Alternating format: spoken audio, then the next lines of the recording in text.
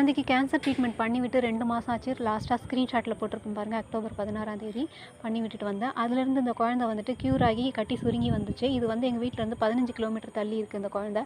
இந்த குழந்தைய ஒரு நாள் எங்கள் தம்பி வந்து பார்த்துட்டு என்கிட்ட வந்து சொன்னார் கடைக்கிட்ட.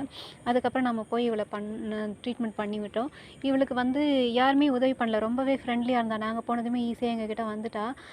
அந்த கடையில் இருக்கிறவங்க கொஞ்சம் சாப்பாடு வைப்பாங்களாட்டிருக்கு.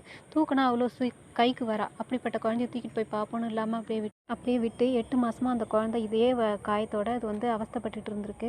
இவளுக்கு வந்து ட்ரீட்மெண்ட் என்னால் கண்டினியூ பண்ண முடியல. வீட்டில் பார்த்தீங்கன்னா டாக்ஸ் இருக்காங்க. அது போக தெரு நாய்களுக்கு 22 நாய்களுக்கு சாப்பாடு வைக்கிறேன். வீட்டில் கோசாலை மாதிரி வச்சு பராமரிச்சுட்ருக்கேன். ஆரம்ப காலத்தில் பால் கறந்துட்டு இருந்தேன். அது கறவை நிறுத்திட்டு 6 காளை மாடுகள் 6 பசு மாடுகள் அப்படின்ட்டு என்கிட்ட இருந்துட்டு இருக்காங்க. ஸோ பொருளாதார ரீதியாக என்னால் வந்து கண்டினியூ பண்ண முடியல இந்த குழந்தைக்கு. மக்கள் இருக்க தைரியத்தில் ஒரு வீடியோ போட்டிருக்கேன்.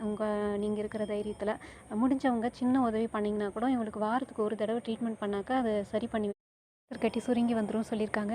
செல்லாவுக்கு போட்டிருந்தப்பவே யாருமே உதவி பண்ணல. 8000 பேர் பார்த்துருந்தோம். 2 பேர் மட்டும்தான் ஒரு 200 அனுப்பிச்சிருந்தீங்க. ஃப்ரெண்ட் பற்றி ஒரு 700 அனுப்பிச்சிருந்தா. ஸோ முடிஞ்சவங்க ஹெல்ப் பண்ணுங்கள். நல்லா லைக்காவது